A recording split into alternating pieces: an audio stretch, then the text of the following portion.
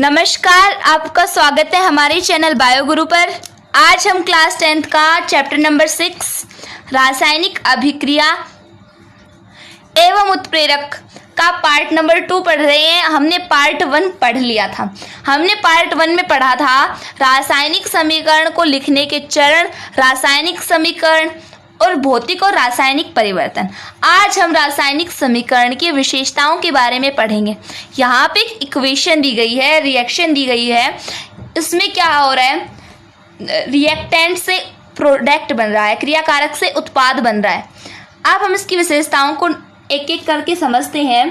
First आता है कि अभिकारक और उत्पाद। अभिकारक कौन सा होता है? जो तीर के निशान के साइड में लिखा होता है। यहाँ पे N2+3H2 है, ये क्रियाकारक है।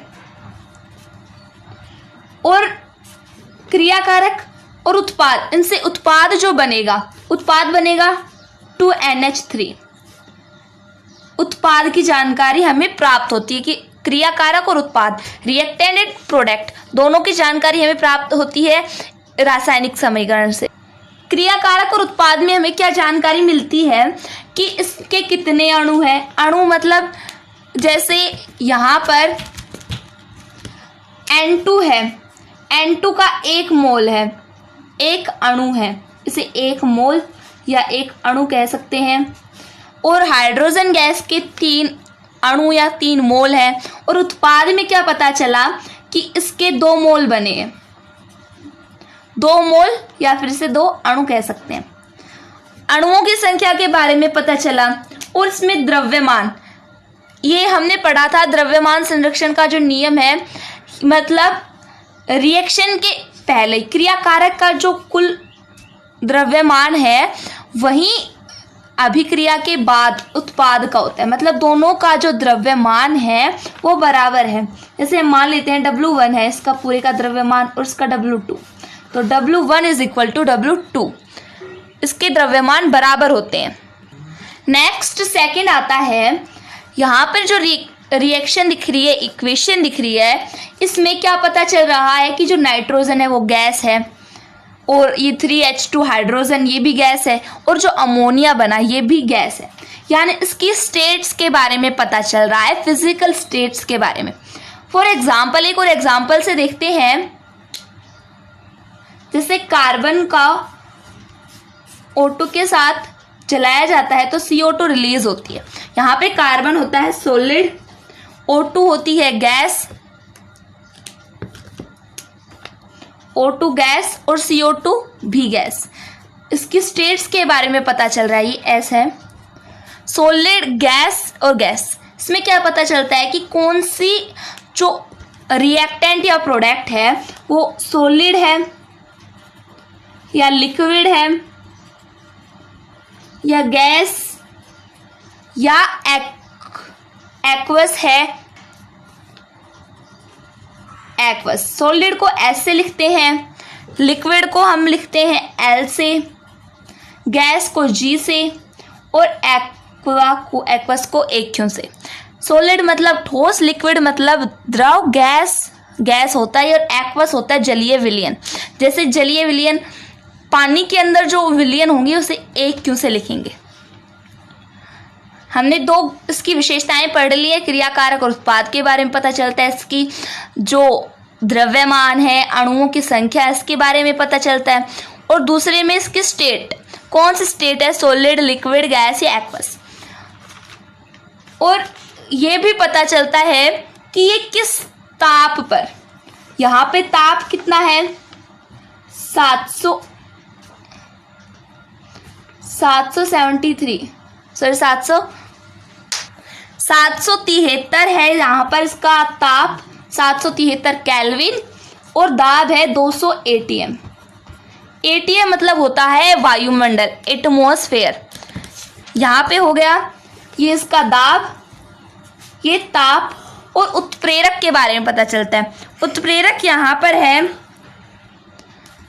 उत्प्रेरक Fe और उत्प्रेरक वर्धक MO, ये फेरस और ये मोलिब्डेनम। फेरस और मोलिब्डेनम, मोलिब्डेनम है उत्प्रेरक वर्धक और फेरस है ये उत्प्रेरक। तो थर्ड में हमें क्या पता चला? थर्ड में हमें पता चला जो रिएक्शन हो रही है उसमें ताप का पता चला, दाब कितना है, उत्प्रेरक कौन सा है, उत्प्रेरक वर्धक कौन सा प्रयुक्त हो रहा है, इन सब के बारे में पता चला है हमें। रासायनिक समीकरण में हमें इन तीनों चीज़ों के बारे में पता चला। ये इसकी 3 विशेषताएं हो गई। नेक्स्ट आता है जो रासायनिक समीकरण हो रही है वो ऊष्माक्षेपी है या ऊष्माशोषी।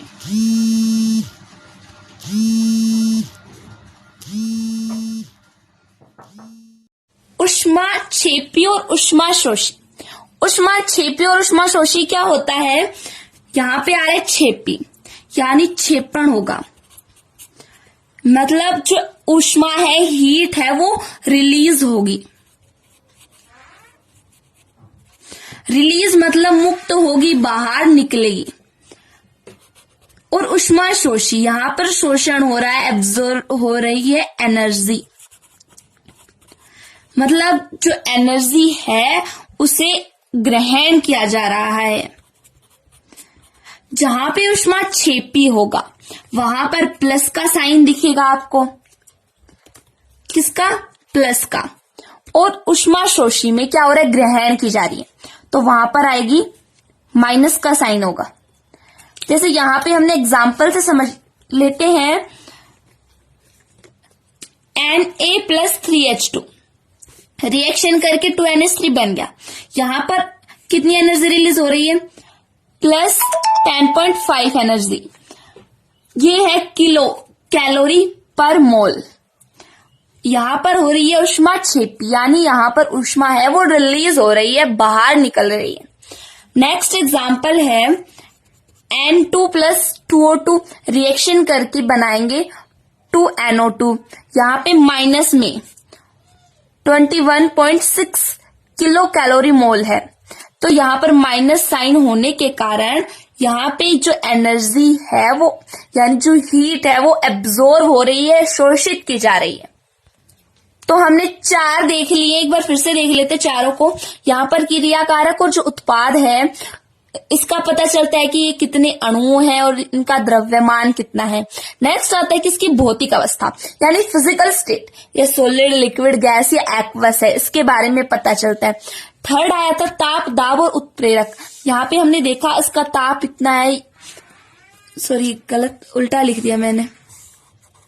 ताप तो है ये 773 केल्विन और जो दाब है ये 200 ATM। इसका पता चलता है उत्प्रेरक का, उत्प्रेरक वर्धक का पता चलता है रासायनिक समीकरण से। नंबर 4 आता है ऊष्माक्षेपी और ऊष्माशोषी। ऊष्माक्षेपी में क्या होता है? एनर्जी, हीट है वो रिलीज हो रही है, मुक्त हो रही है, जिससे हमें प्लस का साइन देखने को मिलेगा। और ऊष्माशोषी में क्या हो रहा है?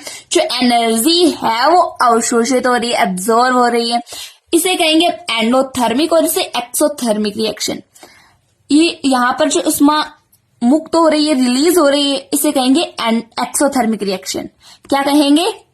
Exothermic reaction. और जो नीचे वाली है, यहां पर जो हीट है वो क्या हो रही है? ग्रहण हो रही है, एब्जॉर्ब की जा रही है, तो इसे कहेंगे एंडोथर्मिक रिएक्शन। नंबर 5 आता है हमारा, इसमें क्या होता है? जो रिएक्शन है इसमें ऐसे पता चलता है कि रिएक्शन है वो रिवर्सिबल है या इरिवर्सिबल। रिवर्सिबल क्या होता है और इरिवर्सिबल और रिवर्सिबल। इरिवर्सिबल होता है अनुत्क्रमणीय और रिवर्सिबल होता है, सॉरी गलती से, और रिवर्सिबल होता है उत्क्रमणीय। अब ये उत्क्रमणीय और अनुत्क्रमणीय क्या होते हैं ये जानते हैं अब हम। अनुत्क्रमणीय, इरिवर्सिबल, यानी ऐसे रिएक्शन जो एक ही दिशा में हो। जैसे इसका एग्जाम्पल देखें तो C+O2 रिएक्शन करके बनाया CO2। यहां पर क्या हो रहा है? इससे CO2 बन गई है, लेकिन CO2 से वापस से C और कार्बन और ऑक्सीजन वापस नहीं बन रहे हैं, ये रिएक्शन नहीं हो रही है, एक ही दिशा में हो रही है रिएक्शन। इसे कहेंगे हम अनुत्क्रमणीय या इरिवर्सिबल रिएक्शन। और अब देख लेते हैं रिवर्सिबल रिएक्शन। रिवर्सिबल रिएक्शन जैसे दूसरे पेन से लिखते हैं N2 प्लस 3H2 2NH3। यहां पर इस रिएक्शन में ये हो रहा है कि जो नाइट्रोजन और हाइड्रोजन मिलके अमोनिया का निर्माण कर रहे हैं। अब इस अमोनिया है, ये अमोनिया वापस से नाइट्रोजन और हाइड्रोजन दोनों का निर्माण कर सकती है। मतलब ये जो रिएक्शन है रिवर्सिबल रिएक्शन, दोनों दिशाओं में गमन होगी। और इरिवर्सिबल अनुत्क्रमणीय है, ये केवल एक दिशा में ही संपन्न होगी, एक दिशा में ही पूर्ण होगी।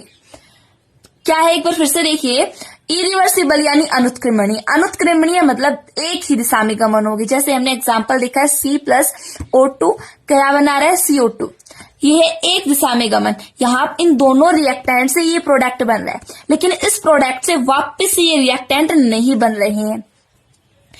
और रिवर्सिबल उत्क्रमणीय क्या होता है, जो दोनों दिशाओं में गमन हो, जिसका इस साइड भी और इस साइड भी, इस साइड भी और इस साइड भी गमन हो, उसे कहेंगे हम रिवर्सिबल रिएक्शन।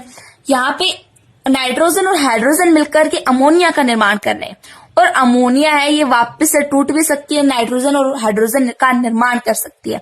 मतलब ये रिएक्शन दोनों दिशाओं में संपन्न हो रही है, इसे कहेंगे रिवर्सिबल रिएक्शन। तो हमने रासायनिक समीकरण की विशेषताएं पढ़ ली है, 5 विशेषताएं। अब हम पढ़ेंगे इसकी सीमाओं के बारे में। रासायनिक समीकरण की लिमिटेशंस के बारे में पढ़ेंगे, सीमाओं के बारे में पढ़ेंगे।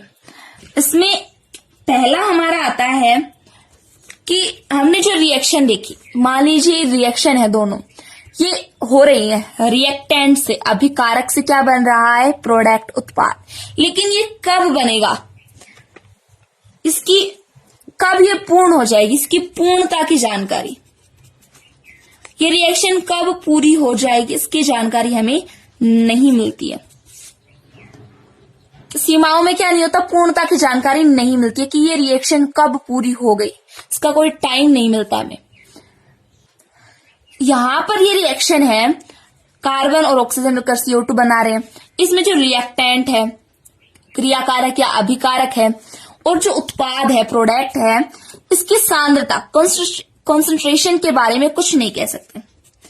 मतलब कितना है ये नहीं पता लगा सकते। क्रियाकारक व उत्पाद की सांद्रता के बारे में,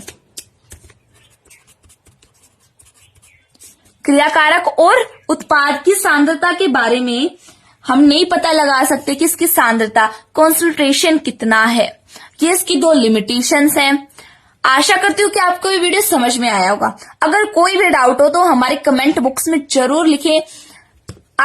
और हमारे चैनल को सब्सक्राइब, वीडियो को लाइक और शेयर जरूर करें।